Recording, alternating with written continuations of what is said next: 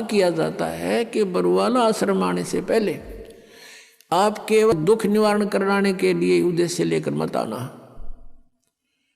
यहाँ उद्देश्य लेकर आओ कि हमने जन्म मृत्यु के कहर से बचना है।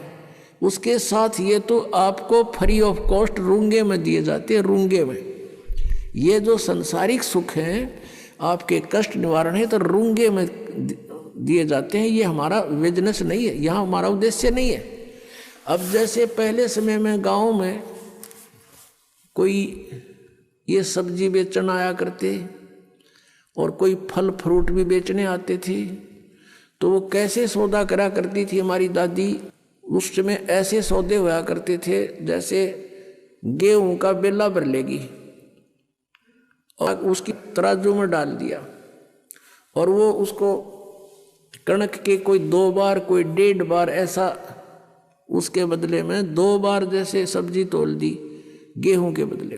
वो तो ले लिया जो लेना था माई ने, वो जो सौदा करना था वो तो कर लिया।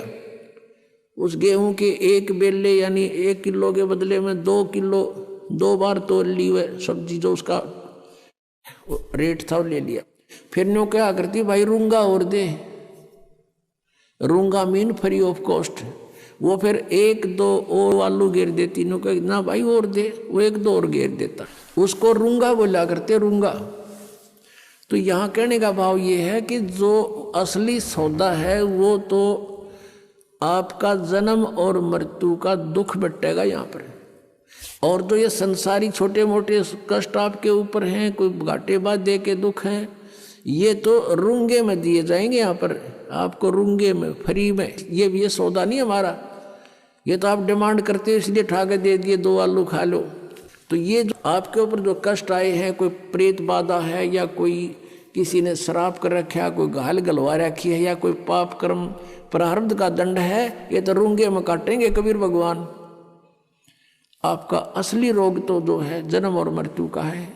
अब क्या बताते हैं, नर से तीतू पशुआ की जय गद्दा बैल बनाई, ये 56 भोग कहाँ मन बोरे कि तकुरेड़ी चरणे जाई।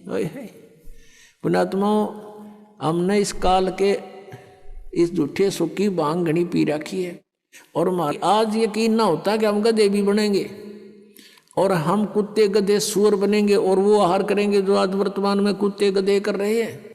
उसके लिए याद दिलाते हैं, सुखदेव ने 84 भुगती बना पजावे खरवो, तेरी क्या बुनियाद पुरानी तू पेंडा पंथ पकड़े वो। कहते सुखदेव जैसे ऋषि ने 84 लाख प्राणियों के शरीरों में कष्ट भोगना पड़ा। सुखदेव ने 84 भुगती बना पजावे खरवो, और तेरी क्या बुनियाद पुरानी तू पेंडा पंथ पकड़े वो। कि सुखदेव ने 84 भुगती, गधा बन गया पजावे पे। पजावा होता है यहाँ पर, पजावा होता है जैसे कुम्हार लगाते थे पहले, उसमें ईंटें पकाते थे, और ईंटों के पकाने के बाद जो राख बचती थी उसके ऊपर ही और लगा देते थे। उसको कहीं डालन की जगह नहीं होती थी उनके पास, उसके ऊपर ही फिर दूसरी वर्ष लगा लेते थे, फिर तीसरे वर्ष ऐसे। तो बहुत ऊंचा ढेर हो जाता था। और गधे पे नीचे से कच्ची ईंटें डालते हैं उसके कमर के थैले पे, और नीचे से कच्ची ईंटें ले जाते हैं, कच्ची उतारते, पक्की फटाफट ठोक देते हैं उसके ऊपर, और फिर देख डंडा नीचे को धक्का दे देते हैं। 1 सेकंड की भी उसके पास समय नहीं है, नीचे से भी लद्दा जाता है, ऊपर से भी लद्दा आता है, और कमर टूट जाती है गधे की। और शाम को आहार करने के लिए कहाँ जाता है, कुर्डियों पर यानी बाहर मैदान में, वहाँ खाता है, फिर चारा भी बाहर चर के आता है, और सेवा को मार की करता है। और फिर टूटी कमर पर जख्म हो जाता है, उसको कौवे नोचते हैं, उसी जख्म के ऊपर आते ही कुम्हार जो कानू वो थैला रख देता है, और ईंटें भर के फटाफट उसको स्टार्ट कर देता है, लेकर लठ।